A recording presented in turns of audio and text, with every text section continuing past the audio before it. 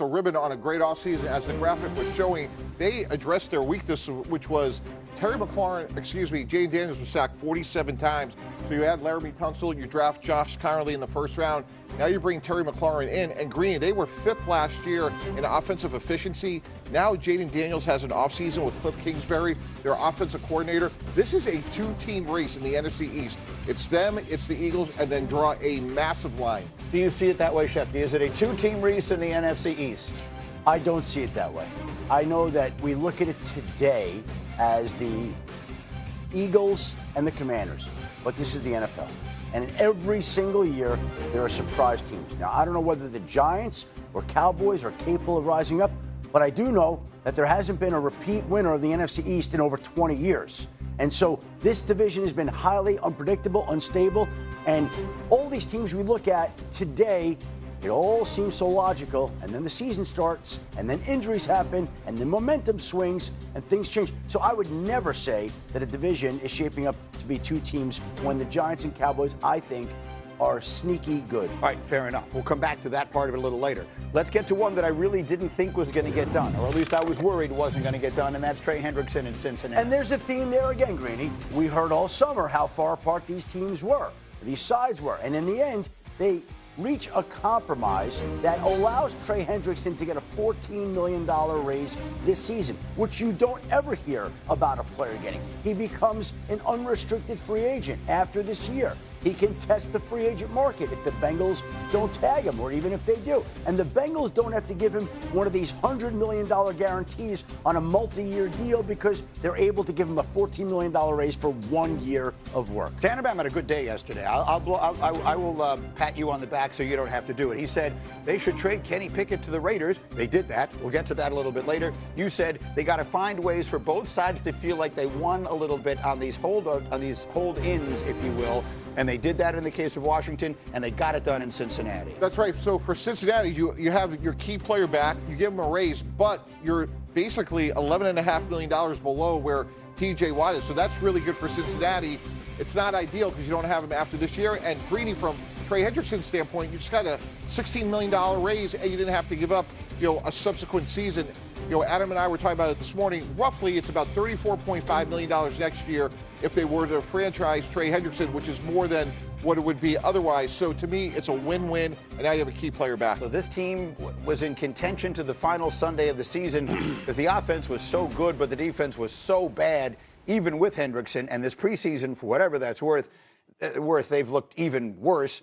What is the ceiling in Cincinnati this year? Well, I mean, listen, because of their offense, they're capable of doing anything, but we have no idea what the Cincinnati Bengals defense is going to be. I will say this, without Trey Hendrickson in the fold, we know that there would be a much worse off defense for the Cincinnati Bengals. So getting your best playmaker on the defensive side, a guy that can, get after the quarterback, pressure the quarterback, is always a good thing.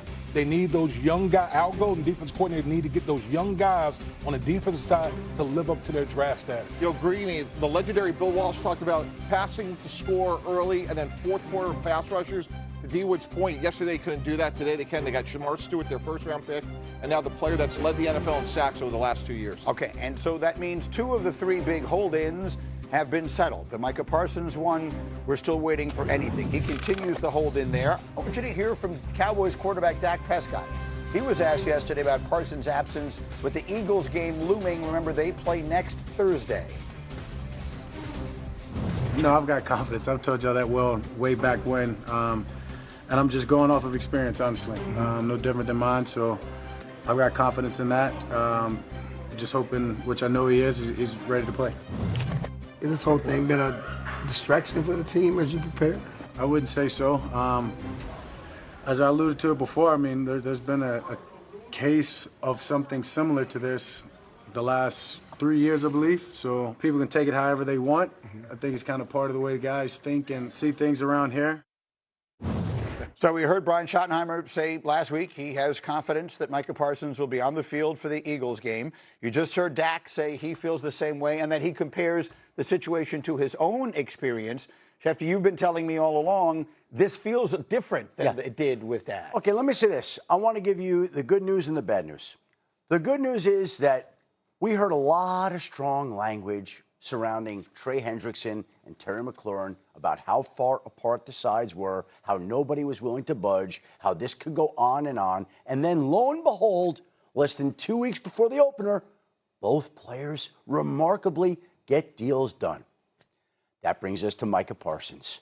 Here's a player who, again, sounds like he doesn't want to be in Dallas. He's issued the public trade request. The Dallas Cowboys have had 0 negotiations with him since they felt like they had an agreement with him that he didn't follow through on.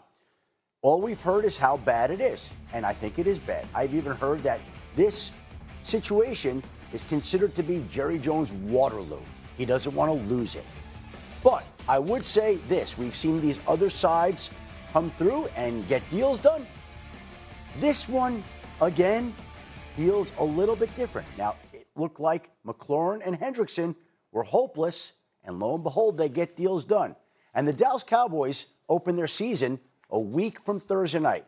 And Micah Parsons still has a tight back, and he still hasn't practiced. And we still don't know whether he's going to play. And this is Jerry Jones' Waterloo. So there are a lot of elements at play that go against a deal, that tell you it's not good, that tell you in time it doesn't look like Micah may be resigning there.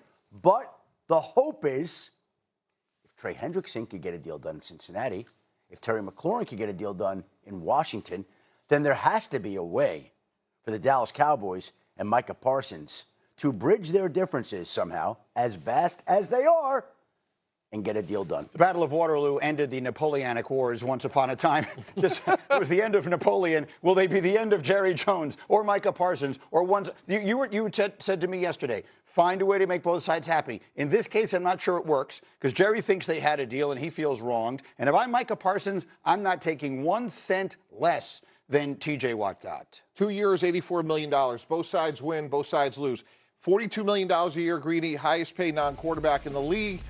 2-year deal, so Jerry Jones doesn't have these massive guarantees, and now Micah Parsons gets back out to the market as soon as 2 years. So to me, not ideal for either side, but it puts a Band-Aid on it. One other thing, Greeny, the expression, it's getting late early. If the 4 of us were in Kevin Petullo's office right now, the offensive coordinator of the Philadelphia Eagles, I promise you on his whiteboard is test the conditioning of number 11, meaning if Micah Parsons does play, I promise you